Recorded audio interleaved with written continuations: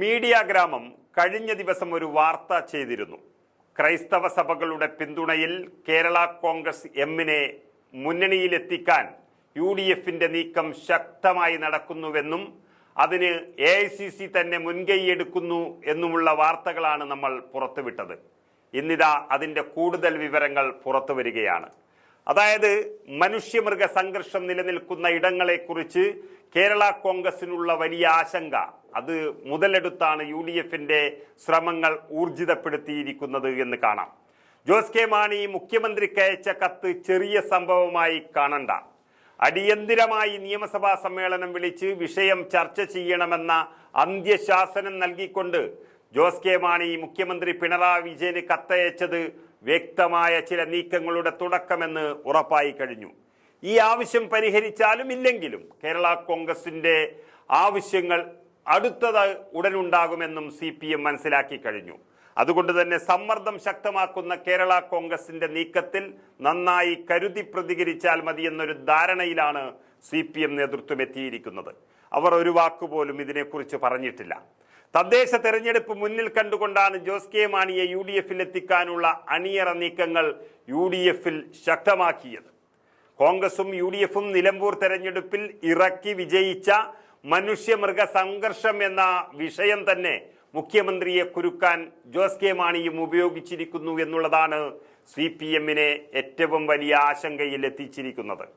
ജനങ്ങളെ നേരിട്ട് ബാധിക്കുന്ന വിഷയങ്ങൾ ഏറ്റെടുത്ത് മുഖ്യമന്ത്രിയെ പ്രതിസന്ധിയിലാക്കാനുള്ള കേരള കോൺഗ്രസിന്റെ തീരുമാനം വന്നതോടെ പാതി LDF വിട്ട അവസ്ഥയാണ് ജോസ് കെ മാണിയുടെ ടീമിനുള്ളത്. LDFൽ നിന്നാൽ ഇനി എന്ത് ഗുണമാണുള്ളത് എന്ന് കേരള കോൺഗ്രസിനെ ഇരുത്തി ചിന്തിപ്പിക്കുകയാണ്. ഇത് തന്നെയാണ് നിലവിൽ UDFന്റെ ക്യാമ്പിന്റെ പിടിവള്ളിയും. മനുഷ്യമൃഗ സംഘർഷം അതിരൂക്ഷമായ മലയോര മേഖലയിലാണ് കേരള കോൺഗ്രസിന്റെ വോട്ട് ബാങ്ക് ഉള്ളത് എന്ന് നമുക്കറിയാം. വനമേഖലയുമായി നേരിട്ട് സമ്പർക്കമുള്ള 256 പഞ്ചായത്തിലടക്കം അതിരൂക്ഷമായ സ്ഥിതി നിലനിൽക്കെ അതിനെ അവഗണിച്ച് മുന്നോട്ടു പോകാൻ കേരള കോൺഗ്രസിന് കഴിയില്ല. അവർക്ക് ക്രൈസ്തവ സഭകളെ അനുകൂലിച്ചേ മതിയാകൂ.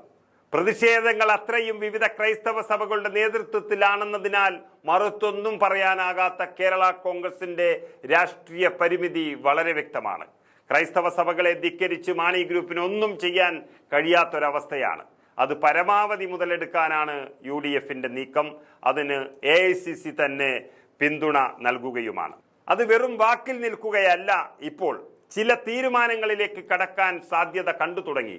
കാരണം പാലാ, കോതമംഗലം രൂപതകൾ ഇക്കാര്യത്തിലെ താല്പര്യം ഇതിനകം തന്നെ കേരള കോൺഗ്രസ് നേതൃത്വത്തെ അറിയിച്ചതായാണ് വിവരം ലഭിക്കുന്നത്. UDFലേക്കുള്ള ഒരു മാറ്റത്തിന്റെ ആവശ്യമാണ് അവർ വ്യക്തമാക്കുന്നത്. മുന്നണി മാറ്റം അജണ്ടയിലേയില്ല എന്ന് ജോസ് കെ മാണി പലതവണ ഇങ്ങനെ ആവർത്തിക്കുമ്പോഴും കാര്യങ്ങൾ അങ്ങനെയല്ലെന്ന വ്യക്തമായ ധാരണ CPMനും LDFനും ഉണ്ട് എന്നുള്ളതാണ് സത്യം. മലയോര മേഖലയിലെ പ്രശ്നം ചർച്ച ചെയ്യാൻ അടിയന്തരമായ നിയമസഭാ സമ്മേളനം വിളിക്കുന്നതിൽ തുടങ്ങി പ്രത്യേക നിയമനിർമ്മാണത്തിൽ വരെ കേരള കോൺഗ്രസ് സമ്മർദ്ദം ശക്തമാക്കുമ്പോൾ കരുതിയിരിക്കുക, ജോസ് കെ മാണിയും കൂട്ടരും താമസിയാതെ പോകും. അതാണിപ്പോൾ CPM കേന്ദ്രങ്ങൾ പറയാൻ തുടങ്ങിയിട്ടുള്ളൊരു കാര്യം. അതുകൊണ്ട് കരുതി പ്രതികരിക്കാനാണ് CPMൽ ധാരണയായിട്ടുള്ളത്.